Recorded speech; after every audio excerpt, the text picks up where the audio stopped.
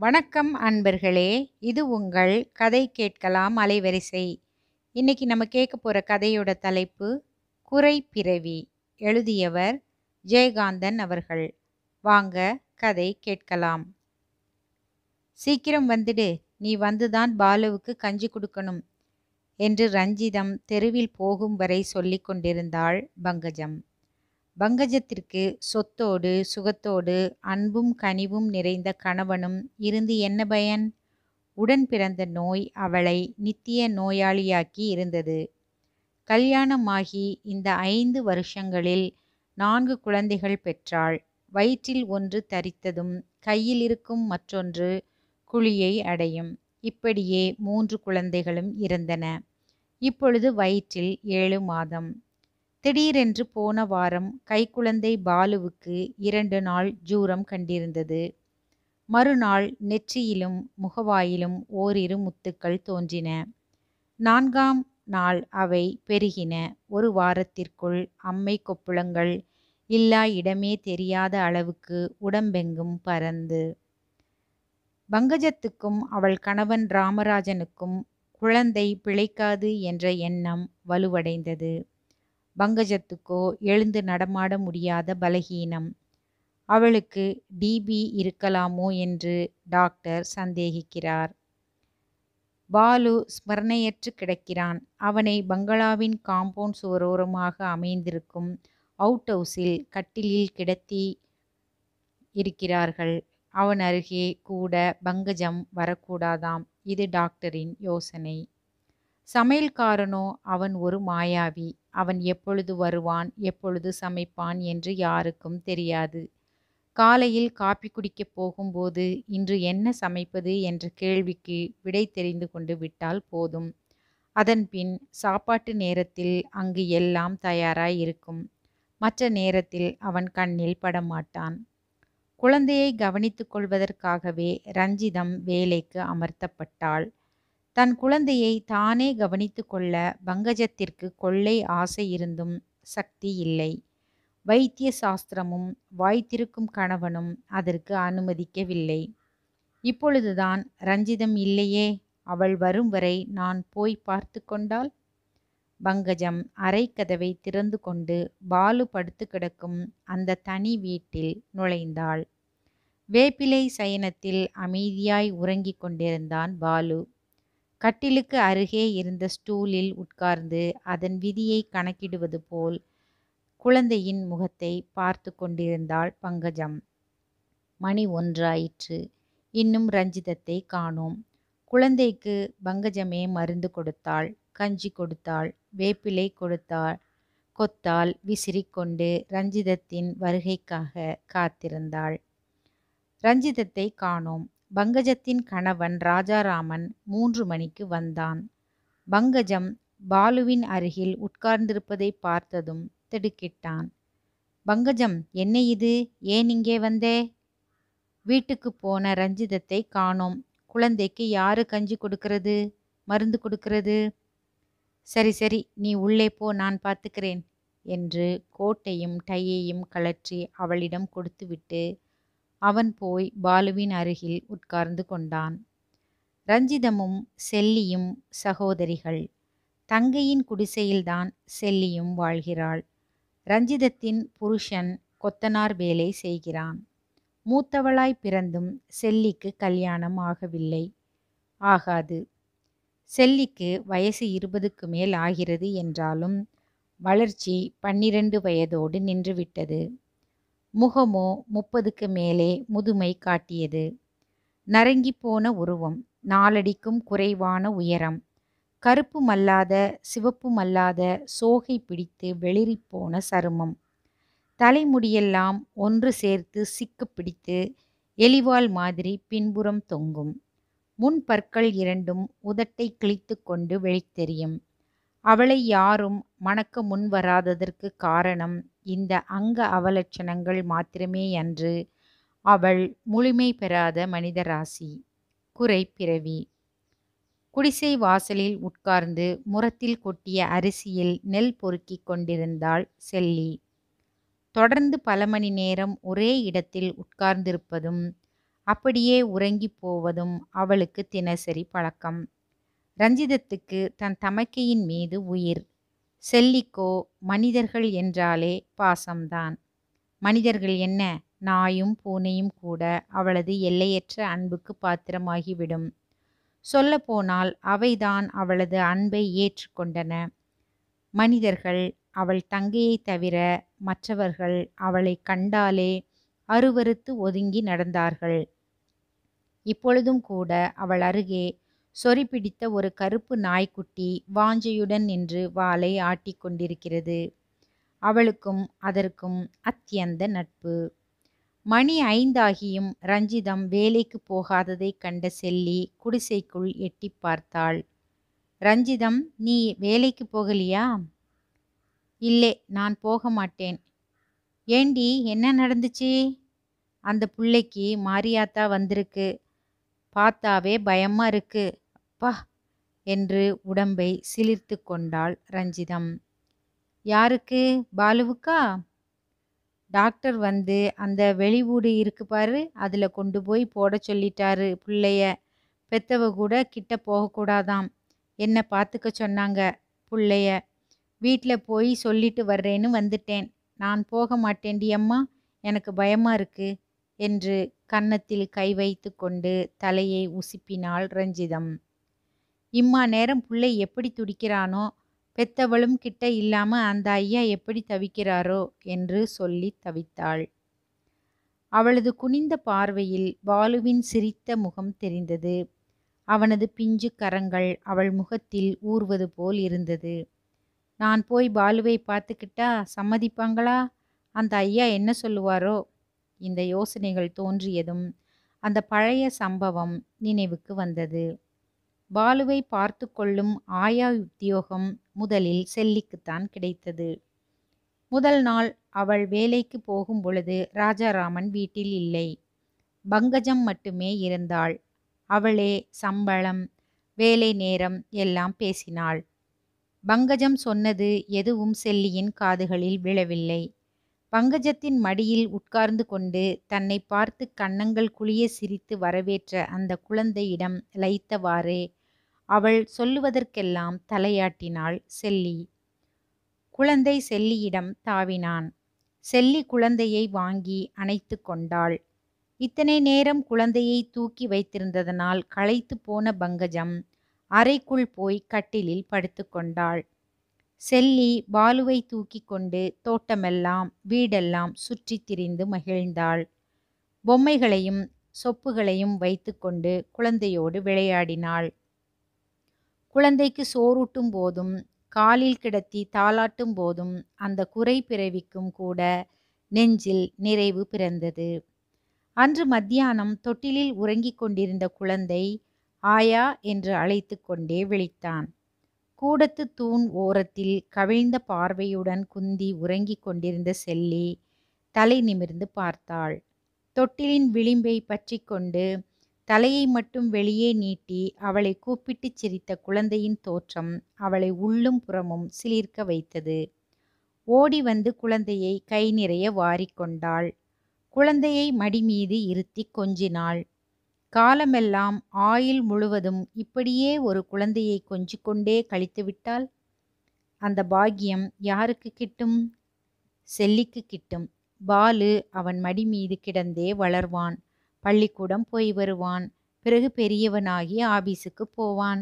அப்புறம் கல்யாணமாகி அவனும் ஒரு குழந்தையை பெற்று அவள் மடி மீது தவள விடுவான். ஒரு தாய்க்கே உரிய அர்த்தமற்ற சிந்தனைகளில் அவன் மகிழ்ந்து கொண்டிருந்தாள். கூடத்து சுவரில் இருந்த ஒரு போட்டோ அவள் கண்ணில் பட்டது. பாலு, அதாரு என்று போட்டோவை காட்டினாள் செல்லி.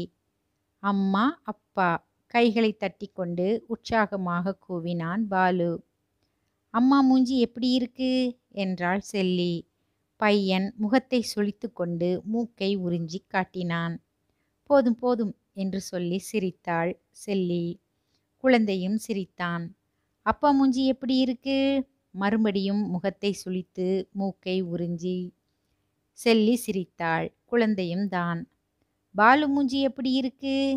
கண்களை அகலத் திறந்து முகம் முழுதும் விகசிக்க புன்முறுவல் காட்டினான் குழந்தை. என் ராஜா என்று குழந்தையை அணைத்து கொண்டாள் செல்லி. ஆயா மூஞ்சி? முகம் விகசிக்க, கண்கள் மலர, சிரித்துக்கொண்டே செல்லியின் கழுத்தை கட்டிக்கொண்டு கன்னத்தில் முத்தமிட்டான் குழந்தை. அப்பொழுதுதான் ஆபீஸிலிருந்து வந்த ராஜாராமன் அவர்களின் பின்னால் வந்து நின்று புது ஆயாவும் குழந்தையும் விளையாடுவதை ரசித்து கொண்டிருந்தான். குழந்தையின் முத்தத்தை ஏற்றுக்கொண்டவுடன் பிறந்த சாபமே தீர்ந்தது போல் அவள் தேகமும் புலகாயுதமுற்றது. குழந்தையை முகத்தோடு அணைத்து முத்தமிட்டாள் செல்லி. ராஜாராமன் அப்பொழுதுதான் அவள் முகத்தை பார்த்தான். அவன் முகம் அருவருப்பால் நெளிந்தது. மனம் குமட்டியது. தனது அழகு செல்லம் இந்த அசிங்கத்தின் மடியில் அமர்ந்து அவன் கண்கள் இறுக மூடிக்கொண்டு திரும்பிவிட்டான். அப்பொழுதுதான் அவள் அவனை பார்த்தாள். ராஜாராமன் விடுவிடென்று தன் மனைவியின் அறைக்குச் சென்றான். குழந்தையின் தொந்தரவோ அழுகை குரலோ இல்லாததால் பங்கஜம் நிம்மதியாக தூங்கிக் கொண்டிருந்தாள். இந்த கோர சொரூபத்தை யாரு பிடிச்சிட்டு வந்தது என்று இறைந்தான் ராஜாராமன். பங்கஜம் திடுக்கிட்டு எழுந்தாள். யாரை சொல்றீங்க? குழந்தையை பார்த்துக்க இந்த குட்டிச்சாத்தான் தானா கிடைச்சிது? யாரு? ஆயாவை சொல்றீங்களா? ஆமா, ஆயாவாம் ஆயா. கர்மம் கர்மம், பார்க்க சகிக்கலே. குழந்தை பயப்படலையா? மூஞ்சிய பார்த்தா வாந்தி வருது. குழந்தை ஒன்றும் பயப்படலே, நீங்க தான் பயப்படுறீங்க என்று சிரித்துக்கொண்டே பங்கஜம் கூறினாள். வெளியே குழந்தை அழும் குரல் கேட்டது. ஆயா ஆயா! குழந்தையின் குரல் வீறிட்டது. ராஜாராமன் அறையிலிருந்து வெளியே ஓடி வந்தான். பங்களாவின் கேட்டை திறந்து கொண்டு வெளியேறிய செல்லி கதவுகளை மூடிவிட்டு தெருவில் இறங்கி போய்க் கொண்டிருந்தாள். அந்த குட்டிச்சாத்தானை நோக்கி 2 கைகளையும் ஏந்தி கொண்டு அவள் போகும் திக்கை பார்த்து வீறிட்டு அலறிக் கொண்டிருந்தான் பாலு. ராஜாராமன் குழந்தையை தூக்கி கொண்ட பின் அவள் போவதையே பார்த்தவாறு நின்றான். நான் சொன்னதை கேட்டிருப்பாளோ? அவள் மனம் எவ்வளவு புண்பட்டிருந்தால் இப்படி போவாள்? சீ, நான் என்ன மனிதன்? குழந்தை அழுதது. அதன் பிறகு செல்லி அந்த பக்கம் கூட வந்தது கிடையாது. மறுநாள் முதல் அவள் தங்கை ரஞ்சிதம் பாலுவுக்கு ஆயாவானாள். செல்லிக்கு மீண்டும் சொரிநாயே துணையாயிற்று. முரமும் கையுமாய் குனிந்திருந்த செல்லி கண்களில் பெருக்கெடுத்த கண்ணீரை துடைத்து கொண்டு எழுந்தாள். குடிசைக்கு பின்புறம் சென்றாள். அவளைத் தொடர்ந்து நாயும் ஓடிற்று. குழந்தையின் அருகில் உட்கார்ந்து வேப்பிலை கொத்தால் விசிறிக்கொண்டிருந்தான் ராஜாராமன். குழந்தை அடிக்கொரு தரம் வேதனை தாங்க மாட்டாமல் அழத்தெம்பில்லாமல் ஈனமான குரலில் சினுங்கி சினுங்கி அழுதான். தாயின் அருகே இருக்கக்கூடாத நிலையில் நிராதரவாய் கிடந்து நோயில் துடிக்கும் தன் குழந்தையின் நிலையை எண்ணி பார்க்கும்போது ராஜாராமனின் கண்கள் கலங்கின. இறந்து போன குழந்தைகளின் பயங்கர காட்சி அடிக்கடி மனசில் திரை விரித்தது. சீ, காசும் பணமும் இருந்து என்ன பயன்? அவனுக்கு வாழ்க்கையே அர்த்தமற்று போயிற்று. மணி 6 அடித்தது. இன்னும் ஆயாவை காணோம். வாழ்வே இருண்டது போல் கைகளில் முகம் புதைத்து கொண்டு உட்கார்ந்திருந்தான் ராஜாராமன். இருள் படரும் நேரத்தில் அவள் வந்தாள். சாமி! யாரது? வாசற்படியில் கூனி குறுகிக்கொண்டு நிற்கும் அது யாரது? செல்வியா? செல்லி? சாமி, நான் தானுங்க. செல்லி வந்திருக்கேன். அவள் உடம்பெல்லாம் மஞ்சள் பூசி குளித்து தலைவாரி முடித்து நெற்றியில் பொட்டிட்டு கொண்டு இயன்ற அளவு தன்னை அலங்கரித்து தன் ரூபத்தை மறைக்க முயலும் புன்னகையோடு எதையோ அவனிடம் யாசிப்பவள் போல் நின்றிருந்தாள். குழந்தைக்கு உடம்பு சரியில்லைன்னு இப்பத்தான் சொன்னா ரஞ்சிதம். அவளுக்கு பயமா இருக்காம். எனக்கு மனசு கேட்கல. பார்க்கலாம்னு வந்தேனுங்க. நீங்க கோபிச்சிக்காம இருந்தா குழந்தைய உடம்பு குணமாகிற வரைக்கும் நானே பார்த்துக்கிடட்டுமுங்களா? அவள் தயங்கி தயங்கி தொடர்பில்லாமல் மனசில் உள்ளதை சொல்லிவிட வேண்டும் என்ற ஆசையில் பேசினாள். கட்டிலில் கிடந்த குழந்தை புரண்டான். சினுங்கி அழுதான். செல்லி உள்ளே ஓடி வந்து அவன் அருகே நின்று விசிறினாள். ராஜாராமன் மீண்டும் முகத்தை கைகளில் புதைத்து கொண்டான். அவன் உன் குழந்தை, அவன் உன் குழந்தை என்று முனங்கிக் கொண்டே வெளியேறினான். இரவெல்லாம் கண் விழித்து குழந்தையை பாதுகாத்தாள் செல்லி. அந்த குழந்தையின் அருகே தனித்திருந்து தானே அதன் தாய் போல பணிவிடை புரிவதில் வாழ்வே நிறைவுற்றது போன்ற திருப்தி பிறந்தது அவளுக்கு. குழந்தைக்கு தண்ணீர் விடப் போகிறார்கள். செல்லியின் இடைவிடாத கண்காணிப்பிலும் பரிவுமிக்க பணிவிடைகளிலும் பாலு நோய் தீர்ந்தான். பெற்றவள் களி தீர்ந்தாள். ஆனால் குழந்தையின் முகமெல்லாம் அம்மையின் குரூர வடுக்கள் முத்திரை பதித்து அழகை கெடுத்திருந்தன. கரிந்து போன மரப்பாச்சி போலிருந்தது குழந்தை. தனது அழகு செல்லத்தை கண்டு யாரேனும் காணச்சகியாத கோர சொரூபம் குட்டிச்சாத்தான் என்று முகம் சுழிப்பார்களோ என்று எண்ணிய போது ராஜாராமன் மனம் குமுறினான். செல்லியின் கண்களுக்கு பாலு அழகாய்த்தான் இருந்தான். பிள்ளை தேறினானே, அதுவே பெரும்பாக்கியம் என்று எண்ணி அவள் ஆனந்த கண்ணீர் வடித்தாள். மாலையில் செல்லிக்கு தலை வலித்தது, உடம்பெல்லாம் வலித்தது. இரவில் காய்ச்சல் வருவது போல் அனத்தியது. பங்களாவின் காம்பவுண்டு சுவரருகே இருந்த அந்த சிறு வீட்டின் வராந்தாவில் கோணியை விரித்து பழம்புடவையால் போர்த்தி கொண்டு படுத்துவிட்டாள். மறுநாள் காலை மணி 9 ஆகியும் செல்லி எழுந்து வர காணோம். தோட்டத்தில் உலாவ வந்த ராஜாராமன் வராந்தாவில் செல்லி படுத்து கிடப்பதை பார்த்தான். அருகில் வந்து நின்று செல்லி செல்லி என்று அழைத்தான். பதில் குரலை காணோம். முகத்தில் மூடியிருந்த துணியை மெல்ல விலக்கினான். அவள் முகமெல்லாம் அம்மை கொப்பளங்கள் முகிழ்ந்திருந்தன. கண்ணிமைகளும் உதடுகளும் துடித்துச் சிவந்து பார்க்கும்போதே அவனுக்கு உடல் சிலிர்த்தது. அவள் மெல்ல கண் திறந்து ஏதோ முனங்கினாள். செல்லிக்கு அம்மை கண்டுவிட்டது என்று தெரிந்தவுடன் பங்கஜம் கூட எழுந்து ஓடி வந்தாள். ஐயோ, நீங்க ஏம்மா வந்தீங்க? போங்கம்மா, உள்ளே போங்கம்மா என்று செல்லி கெஞ்சினாள். டாக்டர் வந்தார். டாக்டரை கண்டதும் பங்கஜம் வீட்டுக்குள் நுழைந்தாள். டாக்டர் செல்லிக்கு மருந்து கொடுத்தார். அவள் டாக்டரிடம் வேண்டிக் கொண்டாள். சாமி, நான் ஆஸ்பத்திரிக்கு போயிடுறேனுங்க, அதுக்கு ஏற்பாடு பண்ணுங்க. வேண்டாம் செல்லி, வேண்டாம் என்று ராஜாராமன் இடைமறித்தான். மிஸ்டர் ராஜாராமன், அந்த பொண்ணு சொல்வது சரி. உடம்பு நல்லாகணும்னா ஆஸ்பத்திரிக்கு அனுப்பிச்சிடுறது தான் நல்லது என்றார் டாக்டர். அதன் பிறகு ரஞ்சிதத்துக்கு சொல்லி அனுப்பப்பட்டது. அடி என் பொறவி அக்காவே, நான் அப்பவே சொன்னேனே, கேட்டியாடி என்று அழுது புலம்பிக் கொண்டே ஓடி வந்தாள் ரஞ்சிதம். ராஜாராமன் ஆபீஸுக்கு லீவு போட்டுவிட்டு வீட்டிலேயே தங்கியிருந்தான். ரஞ்சிதம்தான் செல்லியை பார்த்து கொண்டாள். பாசம் இருந்தா பயமற்று போகாதா என்ன? சாயங்காலம் 4 மணி சுமாருக்கு ஆஸ்பத்திரியிலிருந்து செல்லியை கொண்டு செல்ல வேன் வந்து வாசலில் நிற்கிறது. ராஜாராமனும் பங்கஜமும் சவம் போல் வெளிரி போய் நிற்கிறார்கள். ரஞ்சிதம் சேலை தலைப்பால் வாயை பொத்தி கொண்டு அழுகிறாள். செல்லி காம்பவுண்ட் சுவர் அருகே வந்து நின்றாள். என்ன பயங்கர தோற்றம்! ரஞ்சிதம் ஓடிச் சென்று அவளை கைத்தாங்கலாய் அழைத்து வருகிறாள். காரின் அருகே வந்ததும் செல்லி ஒருமுறை சுற்றுமுற்றும் பார்க்கிறாள். அவள் அருகே ராஜாராமனும் ரஞ்சிதமும் நிற்கின்றனர். காரில் ஏற முடியாமல் செல்லி தவிக்கிறாள். பார்வை கலைகிறது. என்ன வேணும் செல்லி, என்ன வேணும்? பயப்படாமல் கேள் என்கிறான் ராஜாராமன். பாலுவை ஒரு தடவை பார்த்துட்டு அவள் குரல் அடைத்தது. கண்கள் கலங்கின. இதோ உனக்கில்லாத பாலுவா என்று உள்ளே ஓடினான். கண்ணங்கரையில் என்று நிறம் மாறி இழைத்து துரும்பாய் உருமாறி போன குழந்தையுடன் வந்து அவளருகே நின்றான். பாலு, ஆயா. குழந்தை சிரித்தான். பாலு, அப்பா மூஞ்சி எப்படி இருக்கு? குழந்தை முகத்தைச் சுளித்து வலிப்பு காட்டினான். அம்மா மூஞ்சி? மறுபடியும் அதே சுளிப்பு, வலிப்பு காட்டினான். பாலு மூஞ்சி எப்படி? கண்கள் மலர சிரித்தான் குழந்தை. ஆயா மூஞ்சி? சிரித்து கொண்டே அவள் கன்னத்தில் முத்தமிட தாவினான் குழந்தை.